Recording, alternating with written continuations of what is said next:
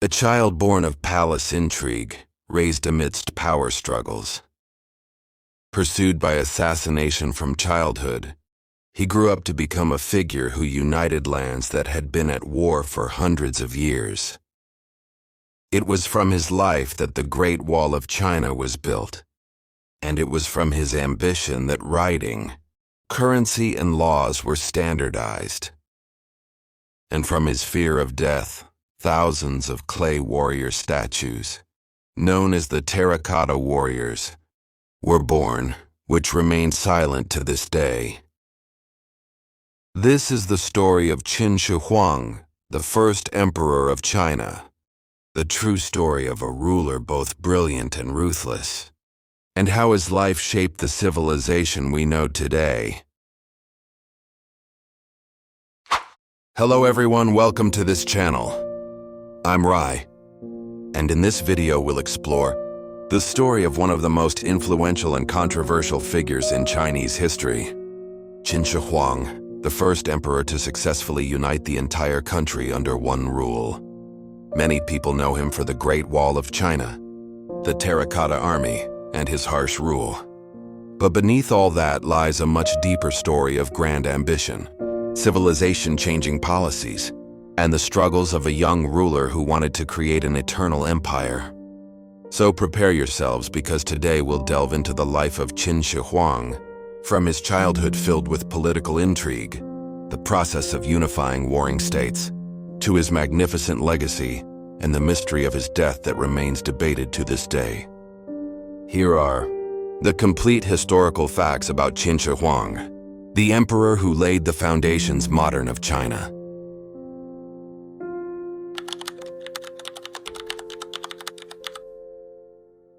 Qin Shi Huang was born in 259 BC as Yingzheng, while his father, Prince Yiren, was still a political hostage in the state of Zhao.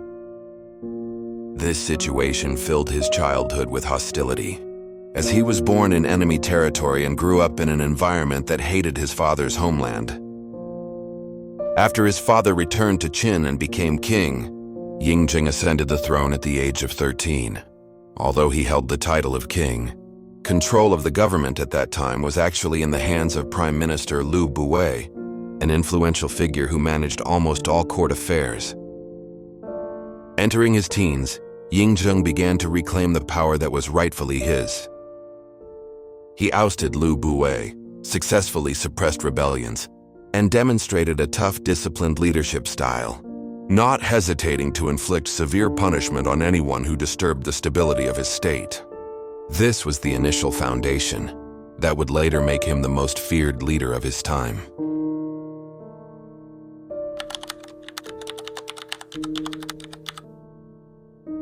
Yingzheng's greatest ambition was to end the era of prolonged warfare known as the Warring States period. In 230 BC, he began a major military campaign to conquer each of his rival states.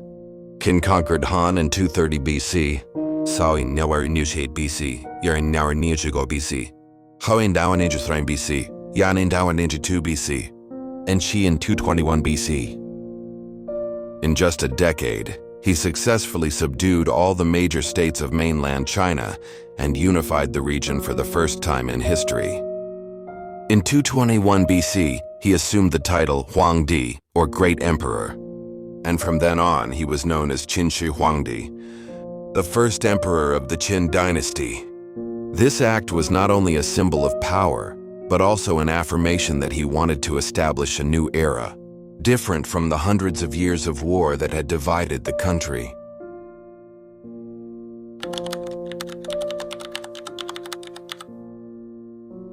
After unifying the region, Qin Shi Huang established a centralized and highly organized government. He abolished the old feudal system and replaced it with an administrative government led by officials loyal to the state, not to aristocratic families.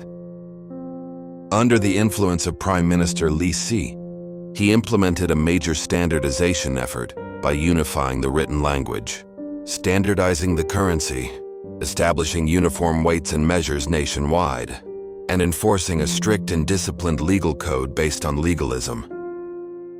These reforms made communication faster, trade more stable and government more efficient. He also built roads, a canal system, and a postal network that connected his territories, making the Qin dynasty one of the most modern governments of its time.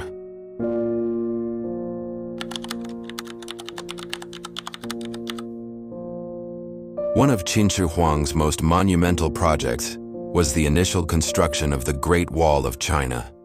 He ordered the reconnection of the old fortifications in the north to ward off attacks by the nomadic Xiongnu people.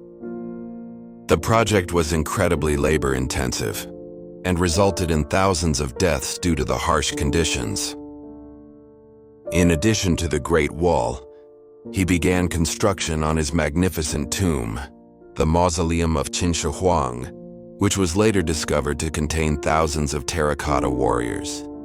The statues served as guardians in the afterlife, illustrating the emperor's obsession with power even after death. The massive tomb was built from the moment he ascended to the throne and continued for decades by hundreds of thousands of workers. These enormous projects demonstrate the scale of his ambitions to leave a lasting mark on history.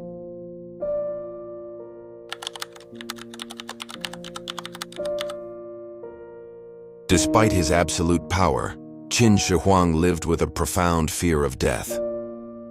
As he aged, he became increasingly obsessed with finding the elixir of immortality.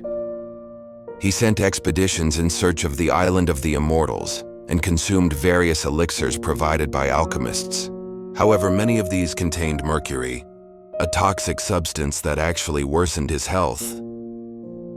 In 210 BC, while traveling across the country to inspect the eastern territories, his health deteriorated sharply, and he died at the age of 49. The emperor's death was kept secret by officials to avoid sparking political unrest in the capital. His remains were buried in his magnificent mausoleum at Lintong, now one of the world's most famous archaeological sites. Although the Qin dynasty lasted only 15 years, the foundations it laid remained the foundation of Chinese government for thousands of years to come. Qin Shi Huang was a figure full of contradictions. He was both a unifier and a conqueror, a builder and a destroyer, a protector of history and a book burner. But one thing is certain, he was the foundation of the modern Chinese nation. From a hated child hostage, he rose to become the first emperor. And though he tried to defy death, in the end he left behind only one lasting legacy, a legacy that changed world history. Okay everyone, if you enjoyed this video, don't forget to hit the like and subscribe buttons below to encourage me to create more content like this. Okay friends, I'm Rai, goodbye, see you in the next video.